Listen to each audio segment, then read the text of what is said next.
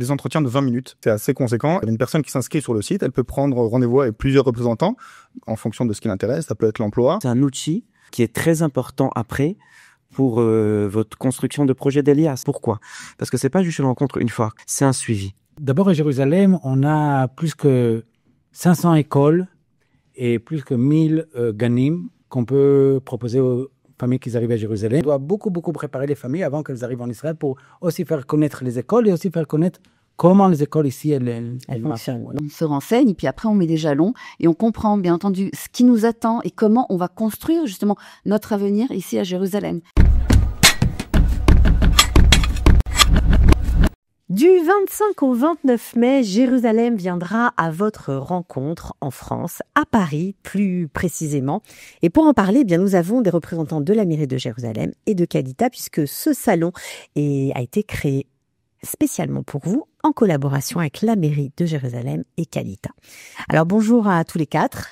Bonjour. Voilà, alors à ma droite, je commence un peu dans le désordre. Élie Grob, toi tu es directeur de projet au département de l'intégration de la mairie de Jérusalem. Okay. Bienvenue. Emmanuel Zilberman, vous êtes directeur du département de l'éducation également à la mairie de Jérusalem.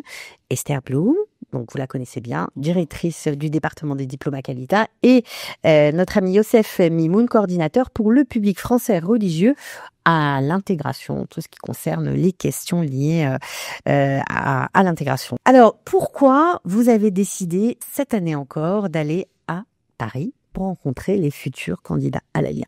Alors, ça fait partie en fait de la collaboration qui existe depuis plusieurs années déjà entre Qualita et la mairie de Jérusalem. Et alors au départ, c'était pour faciliter l'intégration des francophones. Et aujourd'hui, on est plus dans l'encouragement, à la fois l'encouragement à l'Aliyah et l'encouragement le suivi des Olim et des potentiels Olim dans leur parcours d'Aliyah. Donc l'idée, c'est de mieux faire connaître Jérusalem aussi ? C'est de mieux faire connaître Jérusalem. Il y a plusieurs projets qui ont été mis en place, donc on a fait plusieurs vidéos là-dessus. Et donc on a mis en place un centre d'appel. Des salons de Jérusalem, on en organise depuis plusieurs années déjà. On essaie d'en faire 2 fois par an.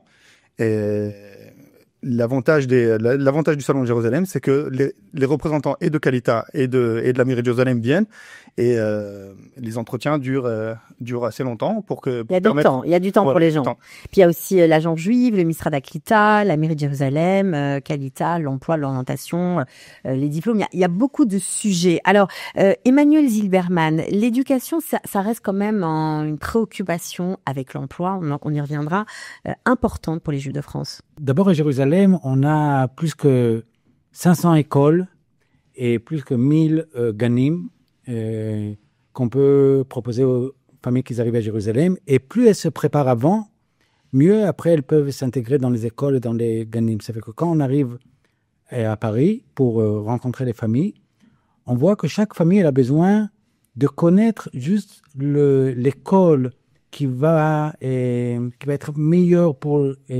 ses enfants. Ça dépend où ils vont habiter, ça dépend quelle école ils préfèrent. Il y a des familles qui préfèrent des écoles qui sont plus orthodoxes. Il y a des familles qui préfèrent des écoles que les garçons et les filles ils étudient en même temps.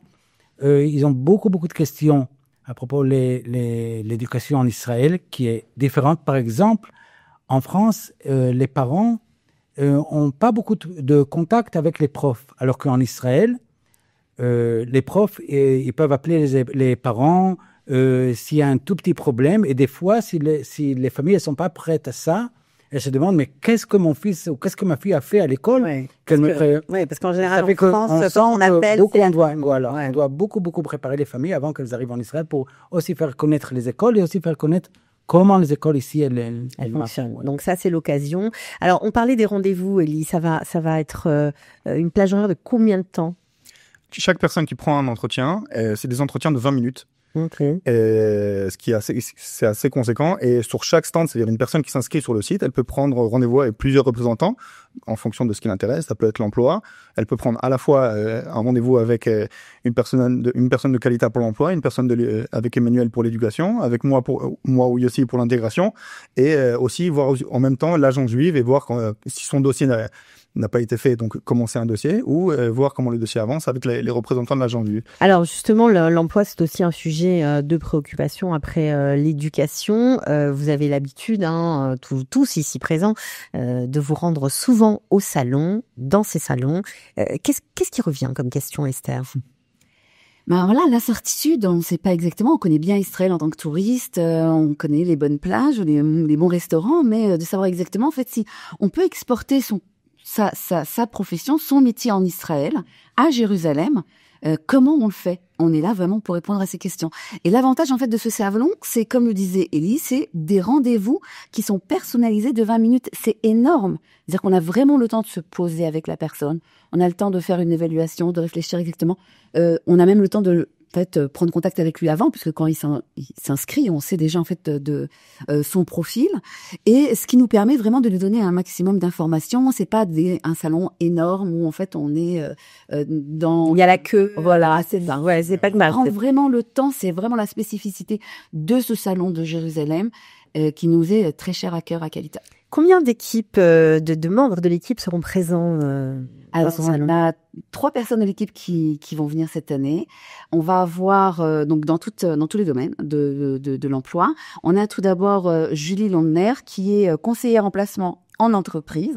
Donc Julie, elle, en fait, elle est là pour donner une image claire de la situation du marché du travail en Israël à la personne. Dire voilà, j'ai une profession, comment ça marche en Israël, comment ça marche à Jérusalem, de savoir quelles sont les offres d'emploi, de voir des offres d'emploi, de savoir en fait combien on gagne.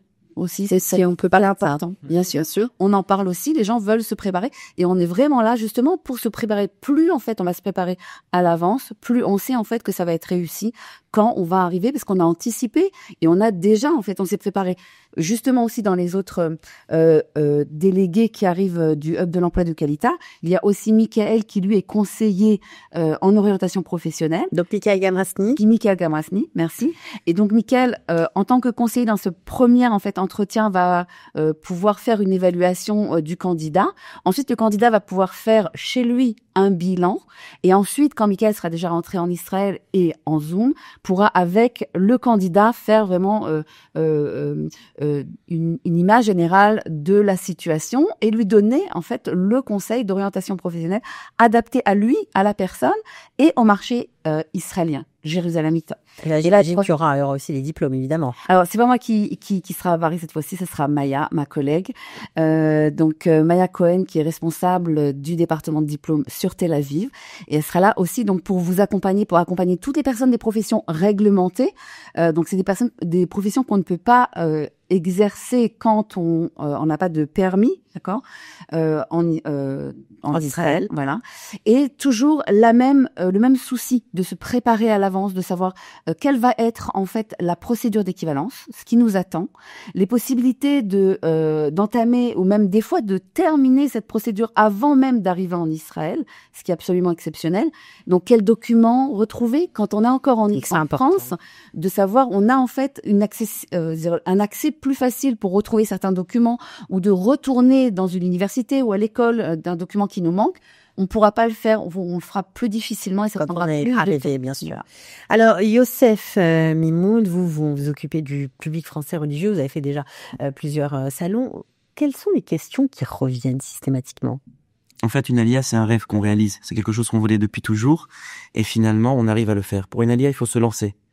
Mais à la fois, il faut la préparer au maximum. Plus elle est préparée, plus le résultat, ça sera une alia réussite et une alia de qualité. Est-ce que les gens ont des questions concrètes, précises ? Bien sûr. Alors en général, avec le temps, on voit que les gens qui se préparent avec des questions précises, ils ont un plan. Ça veut dire quoi ? Ils se donnent un temps pour s'intégrer, un temps pour alors les questions travailler. qui reviennent, bien sûr, de ce qu'on voit, la première chose, c'est l'éducation. Okay. On voit, c'est une question qui revient tout le temps. L'éducation, c'est ce qui est important aux parents. Ils veulent un peu retrouver la même école qu'ils avaient en France. à la fois dans le Kodesh, à la fois dans le Chol, ce qu'on appelle les études profanes. Et ils essaient de trouver une école comme ça qui est un peu ce qu'ils avaient vu en France et l'emploi. C'est l'éducation principale. Voilà. Les parents, ils savent que si les enfants ils sont dans une bonne école, eux, ils pourront s'occuper de tout le reste et s'investir dans tout ce qui est emploi. Voilà. C'est un challenge, ça, quand même, Emmanuel, de leur faire comprendre que, ok, c'est un autre pays, ce sera pas forcément la même école, les choses sont différentes. C'est intéressant parce que, par exemple, ils demandent jusqu'à quelle heure c'est l'école tous les jours. Ouais. Parce qu'ils sont habitués, par exemple, même moi, je me rappelle quand j'étais petit, j'habitais à Lyon, c'était jusqu'à 4 heures ou même jusqu'à 5 heures. Maintenant, en Israël, la majorité des écoles, elles finissent à 1 heure, 1 heure et demie. Maintenant, quand ils sont petits, ça peut arriver jusqu'à 4 heures, mais là, ils se demandent, alors, s'il finit à 1 heure et demie, qu'est-ce qu'il fait toute l'après-midi à la maison, si nous, on travaille? Alors, tout ce que nous, on connaît en Israël, par exemple, comme Tnuot Noar, comme les Matnas, Minal Keilati, l'activité extrascolaire. Alors, tout ça, ils connaissent pas. Alors, ils demandent, alors quoi? Il va aller à pied depuis l'école jusqu'à là-bas, mais comment il va faire? Ça fait que les questions, beaucoup de fois, c'est des petites questions que nous, on voit ça comme des petites questions, mais pour eux, c'est des questions très importantes. Ou par exemple, combien d'heures ils ont de Kodesh, combien d'heures ils ont de maths, comment ils vont apprendre s'ils savent pas l'hébreu, est-ce qu'il y a un ulpan dans l'école ou est-ce qu'ils doivent aller à l'ulpan l'après-midi? Aussi, ils arrivent, par exemple, quand ils ont 13 ans ou 14 ans, comment ils vont faire avec le bac? Alors, il y a beaucoup de questions que les parents, ils arrivent chez nous avec vraiment la liste des questions pour savoir est-ce qu'on peut leur donner juste la direction, comment on peut arriver en Israël et avoir juste l'école et juste... Bon, bah c'est plutôt bien s'ils viennent avec la liste, parce qu'apparemment, si on en croit Yosef, il faut être bien préparé. Alors, ce salon, il a quand même des horaires flexibles, on va dire, et différents à peu près tout au long de la semaine, vous allez être présent. Donc, le dimanche 25, là, je crois que ça va être toute la journée, Elie. Alors, le dimanche 25, on a préparé quelque chose de spécial. Mérite Dieu nous oblige, c'est quand même le soir, la veille de Yom Yerushalayim. Donc, on a préparé un événement assez spécial, un événement familial, où les gens peuvent venir avec leur famille, donc prendre rendez-vous en parallèle avec le représentant de la mairie de Kalita, de l'agent juif, pendant le salon. Et leurs enfants, ils ont des activités. Il y a des activités pour les enfants avec des châteaux gonflables, des glaces, des barbes à papa, des popcorn, un peu de tout et tout ça. On a organisé quelque chose de très sympathique. Et donc il y a des personnes qui vont s'occuper là-bas de mettre tout ça en place et qui vont gérer les enfants. Donc les parents pourront, disons, de manière un peu plus sereine, assister au rendez-vous. Venir, c'est un dimanche encore, donc c'est pas toujours facile de venir, de se déplacer avec les enfants. Et là, l'avantage, c'est qu'on n'a pas besoin de les laisser à la maison. On peut les prendre après soir. On les amène après dans une activité. En parallèle, on fait un entretien. Donc, de 13h à 21h, ça se passera à Levallois le dimanche 25 mai. Le 26, je crois que vous serez à Vincennes. Exactement. Alors, vous allez faire quoi là-bas? C'est pareil ou c'est un peu moins festif? Lundi, mardi, mercredi, à chaque fois on arrive dans une autre communauté.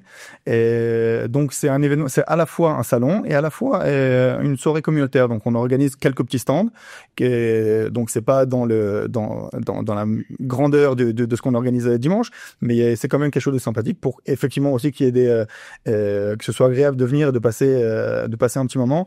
Et puis il y a des fois il y a un petit temps d'attente jusqu'à ce qu'on arrive, qu'un rendez-vous se finisse. Donc on peut venir un peu en avance et on s'ennuie pas en fait. On s'ennuie pas, il y a toujours quelque chose à faire. Donc le lundi 26, ce sera de 18h à 22h, comme le mardi 27 et le mercredi 28. Le 26, vous serez à Vincennes. 27 au Lila et le 28 dans le 17e. Jeudi, c'est le départ, mais est-ce qu'il y aura encore un salon? Alors jeudi, c'est férié. Et on a profité de l'occasion que c'était férié pour venir à l'agence juive. Et dans les bureaux de l'agence juive, ce qu'on va faire, c'est qu'on va prendre encore des rendez-vous. On va encore accueillir les gens qui n'ont pas pu venir à tous ces... malgré tout, toutes les soirées qu'on a organisées pour eux. Et jeudi matin, comme c'est férié, ils pourront venir prendre rendez-vous sur le site qui va être communiqué et prendre rendez-vous directement dans les bureaux de l'agent juillet. Bon, alors je pense que le message est passé. Juste la dernière question pour finir. Est-ce qu'il y a vraiment un suivi? Est-ce que les gens sont recontactés? Est-ce que vous vous occupez d'eux, Yosef? Oui. Alors, justement, et je tiens à ajouter, j'insiste sur la question parce que c'est très important. en général, les gens, quand ils voient cette interview, en général, ils me disent, on a vu dans le salon cette phrase-là. C'est quelque chose qui nous a beaucoup aidé à justement venir et bien se préparer à ces rendez-vous.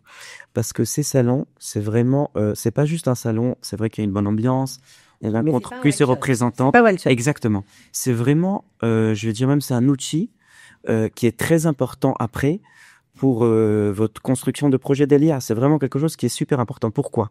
Parce que c'est pas juste une rencontre une fois, comme tu l'as dit, c'est un suivi. De l'expérience de ces deux derniers 2 ans en Israël, 23-24, ces 2 ans d'Alia, on a vu beaucoup des familles qui viennent. Souvent, ils font un voyage préparatif à la Alia. Alors nous, on organise à distance, bien sûr, des rendez-vous dans les écoles, des rendez-vous dans les quartiers. On a des représentants dans pratiquement 19 quartiers à Jérusalem qui ils vous montrent le quartier, ils vous montrent les appartements, ils vous montrent les matelas, ce qu'on a dit, les activités en scolaire.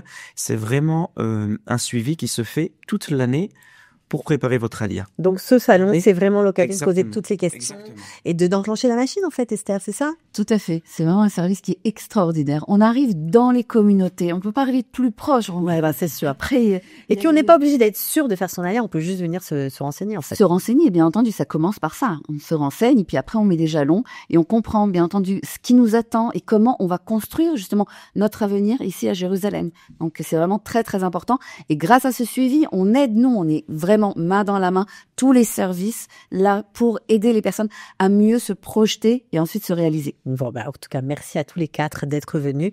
J'espère que vous serez nombreux. Je mettrai bien sûr le site pour vous inscrire, parce que si vous ne vous inscrivez pas, bah, vous n'aurez pas les adresses.